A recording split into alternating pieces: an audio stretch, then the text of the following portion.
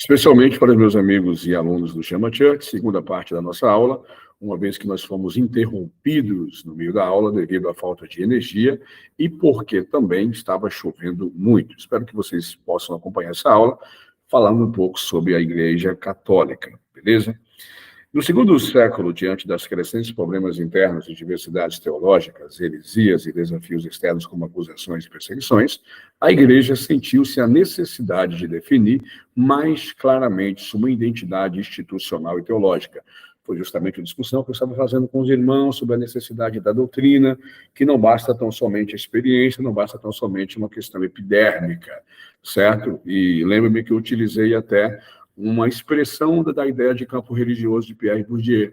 O campo religioso ele é agonístico, né? Ele tem muitas pessoas que falam ao mesmo tempo. Por isso que alguns critérios de validação e seleção são automaticamente surgidos, ou surgem, né?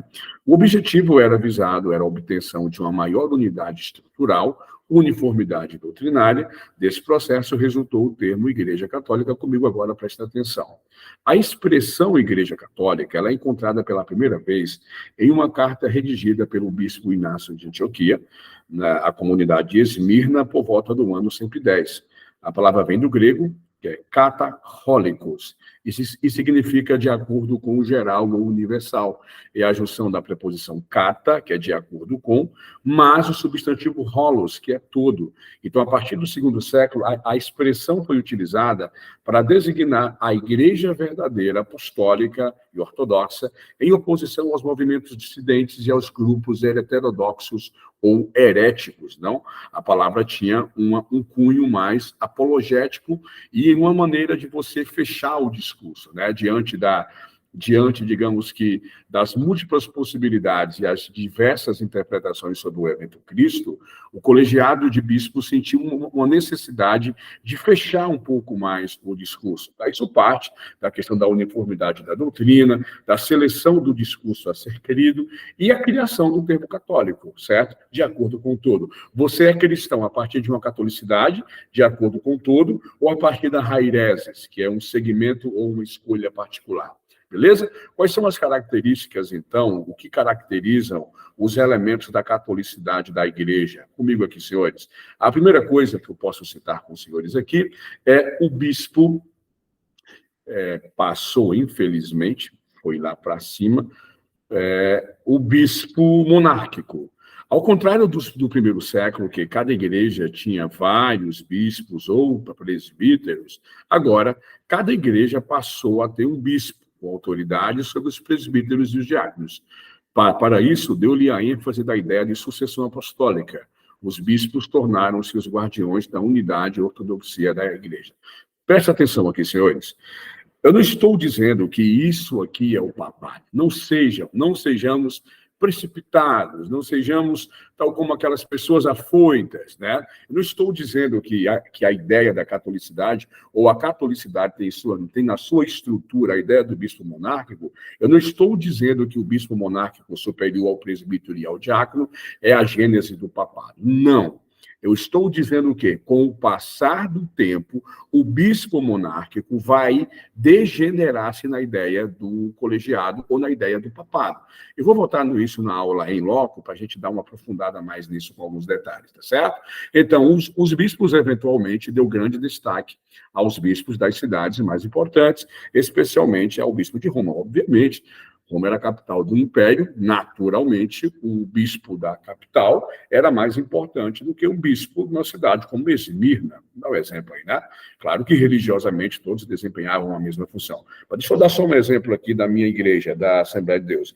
A Assembleia de Deus ela tem pastores em diversos lugares. Obviamente, o pastor Jonas é o pastor em Manaus, eu sou o pastor auxiliar junto ao pastor Jonas, área 73. Mas existe um pastor também lá em Santo Antônio do Içá.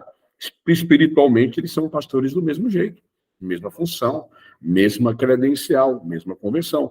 Mas óbvio que a influência do pastor Jonas como pastor da capital é maior do que o pastor lá em Santo Antônio de Borba, enfim. Entendeu?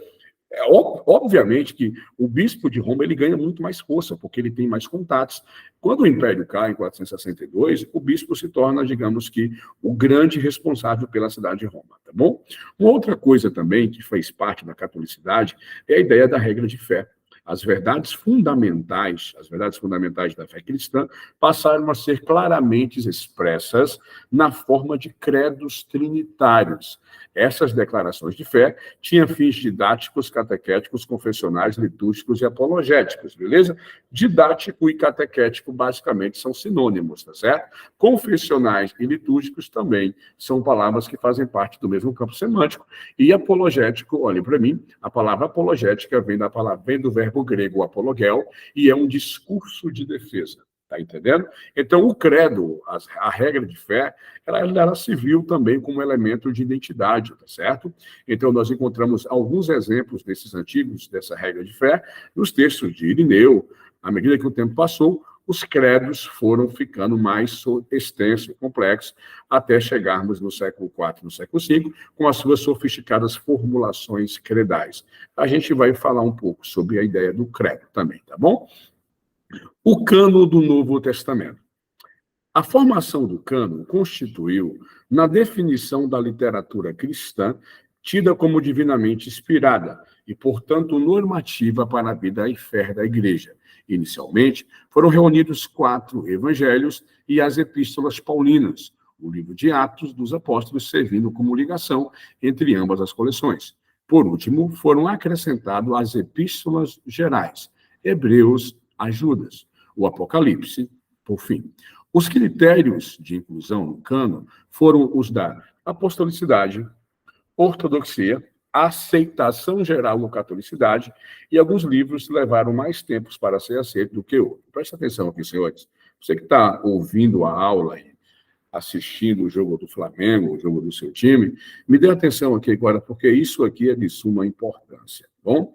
Quais foram os critérios pelos quais os livros foram incluindo ou foram incluídos no cânon do Novo Testamento? Lembra-vos que a palavra cânon vem do grego canon, que é uma regra de fé, ou uma regra de medir, é uma régua, né?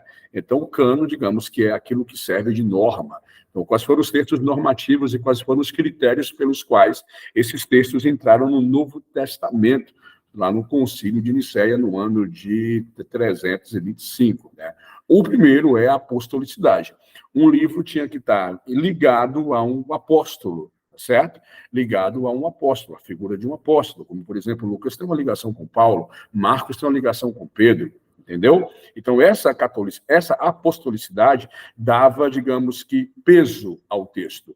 Mas, ao mesmo tempo que eu tenho o elemento da apostolicidade, eu tenho o elemento da ortodoxia, da doutrina. A palavra ortodoxia, a junção da preposição orto, que é correto, mas o substantivo doxa, que é opinião ou crença. Ortodoxa é opinião correta ou crença correta.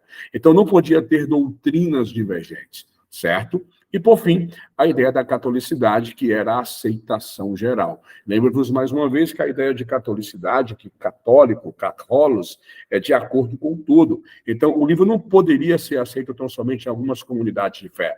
Ele tinha que ser aceito em todas as comunidades de fé. Esse é o critério da catolicidade. Os livros que foram aceitos sem dificuldades e foram canonizados em primeira instância, por assim dizer, foram chamados de homologômenas, segundo aí o Norman Geisler. O Norman Geisler e o William Nix têm um livro chamado Introdução Bíblica, e o Geisler ele vai dizer isso, que os livros que foram aceitos sem problema nenhum foram chamados de homologômenas, de homologel, foram homologados. Os livros que tiveram uma certa dificuldade para ser canonizados, e eu falarei com isso para vocês na aula, na aula in loco, lá no quadro eu vou anotar quais são esses livros, foram chamados de antilegômenas. Livros que tiveram uma canonização, mas com algumas reticências. Tá certo? Homologômenas, que não tiveram dificuldades em ser canonizados. Antilegômenas, aqueles que tiveram uma certa dificuldade para entrar no cânon, mas conseguiu entrar. Quais os critérios para a canonização? Apostolicidade, ortodoxia, catolicidade. Beleza? Tudo bem? Tudo certo? Vamos nessa, então. Os pais apostólicos. Bom, o final do primeiro século e início do segundo marcaram também o início da era dos pais da Igreja. Trata-se dos antigos autores cristãos que, com seus escritos, instruíram as igrejas e articularam a doutrina cristã e combateram os desvios teológicos do seu tempo. Cara, eu me lembro que uma certa feita, muito tempo atrás, nós tivemos, eu tive uma turma formada só de pastores que já estavam ativos nos seus campos, em seus afazeres, muitos deles pastores muito bem-sucedidos, muito bem renomados, e eles não concordavam com a expressão pai. Eu não acho interessante chamar esses caras de pai da igreja, de mãe da igreja. E é um termo que, para mim, a ideia da patrologia, estudo dos pais da igreja, para mim é um termo que não tem dificuldade nenhuma, sabe? Chamá-los ou não de pai não altera a importância do que eles fizeram. Mas aí eu me falei assim, cara, eu acho isso uma discussão tão pequena, eles foram chamados de pais da igreja, porque em uma época que eu não tinha o cano fechado, os textos normativos, esses caras foram verdadeiros heróis. Eles são guardiões da ortodoxia. Esses caras mantiveram ou manteram, por meio da tradição, por meio da questão oral mesmo, o discurso de fé. Desculpa, meu amigo, mas eu tenho mais facilidade de chamar o Tertuliano de pai do que chamar sei lá, um cara qualquer aí de pai também. Né? Em Manaus não tem dificuldade. Você percebe que as pessoas chamam seus líderes religiosos de pai. Eu entendo, e Freud explica também. Mas achar que é problemático chamar os guardiões da ortodoxia de pai é uma discussão inócua. É como discutir se Adão teve umbigo ou não. Tá certo? Eles podem ser entendidos como campeões ortodoxos da igreja e os expositores da sua fé. Atenção, o estudo dos pais da igreja geralmente é designado por dois termos correlatos, patrística e patrologia. A patrística refere-se ao estudo do pensamento dos pais e da sua teologia. Então, quando nós estudamos lá na Faculdade de Boas Novas, ou em outras faculdades também, a ideia da patrística, é chamada teologia patrística. O que é a teologia patrística?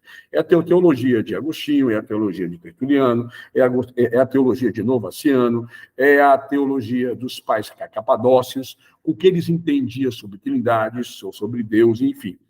Isso é patrística. Patrologia é o estudo da pessoa, é o estudo histórico. Então, quando eu me debruço sobre a história de Agostinho de Hipona, filho de Mônica, que converteu-se em Milão, que antes de se converter-se era um adepto do maniqueísmo, ele era adepto do maniqueísmo persa. Então, tudo isso aí faz parte da patrologia, o estudo da pessoa. Quando eu estudo o pensamento dele, a teologia dele, esse nome é chamado de patrística, beleza? Beleza. Então, Fanuel, o que é o conjunto, ou o que é os pais apostólicos? Preste atenção aqui, porque aqui é que muitas pessoas, por não entenderem e por não serem alunos do Chama Church e não estarem assistindo essa aula, vão se confundir todo. É porque os pais apostólicos é o conjunto dos primeiros escritos cristãos, escritos, posteriores ao Novo Testamento, são conhecidos pelo nome de pais apostólicos. Senhores, pais apostólicos não são necessariamente pessoas, são documentos. Exemplo, um documento que é anônimo, a Didaquê, o pastor de Hermas. São textos que são anônimos, mas que serviram de base para a igreja. Né? Diferentemente dos pais da igreja. Pais apostólicos são documentos e pessoas. Pais da igreja são pessoas. Ah, tá, entendi, professor Fanuel. Agora está mais claro. Beleza, fico feliz em ter te ajudado. O conjunto dos primeiros escritos cristãos, posteriores ao Novo Testamento, é conhecido como pais apostólicos. Eles são designados de pais apostólicos porque surgiram pouco depois dos apóstolos e revelam uma certa conexão com eles. É importante observarmos que a expressão pais apostólicos não designa somente indivíduos, mas documentos anônimos. O período aproximadamente que foram reduzidos foi de 95 ao ano 150 depois de Cristo. Beleza? Os pais apostólicos não contêm nenhuma teologia elaborada, muito pelo contrário, tá, gente? Se tivéssemos tempo, aí eu ia dar uma analisada com vocês nas características dos pais apostólicos. Eles eram um pouco sistemáticos, eles não tinham tanta densidade teológica assim. É uma teologia bem simples. São antes declarações simples e piedosas de verdades fundamentais da fé, ditada principalmente por interesse pastoral. As principais características desses autores e documentos são as seguintes. Aqui eu listo uma lista, né, de pais apostólicos. A ausência de elaborações filosóficas, grande reverência pelo Antigo Testamento, interpretação tipológica e alegórica das Escrituras. Eu vou fazer isso com vocês quando eu estiver em sala de aula. Beleza? Familiaridade com as formas literárias do Novo Testamento, preocupação pastoral e prática, exortação à paz, unidade e pureza da igreja, ênfase ao episcopado e à celebração do martírio. Beleza? A maior parte dos pais apostólicos é constituída de literatura epistolar, ou epístolas, né? Nos mesmos moldes aí de Efésios, de Colossenses, enfim. Cartas, 2 deles correspondem a outros gêneros, uma literatura apocalíptica e outra a literatura catequética. A relação completa são as seguintes, tá legal? Eu tenho Clemente de Roma, beleza? Eu tenho Policarpo, eu tenho Papias, a epístola de Barnabé, o pastor de Hermas, a segunda epístola de Clemente aos Coríntios, certo? Essa epístola é uma epístola bem interessante, essa epístola de Clemente aos Coríntios. Eu tenho uma de Didaquê, que é o ensino dos 12 apóstolos, e eu tenho a epístola de Ogneto, tá bom? Que foi redigida por um autor anônimo a um destinatário desconhecido, tutor de Marco Aurélio. Tem caráter apologético, defesa racional do cristianismo, e às vezes é incluída entre os pais apologistas. Vamos ver isso adiante. Talvez na aula que vem, eu dei uma estudadazinha com vocês aí na epístola de Diogneto, que é um texto formidável, beleza? Senhores, tão somente para a gente poder fechar aquilo que estava em aberto, os desafios enfrentados, eu falarei com vocês presencialmente aí no Chama Church. Tudo bem? A todos vocês, um excelente sábado e nós estamos juntos. Muito obrigado.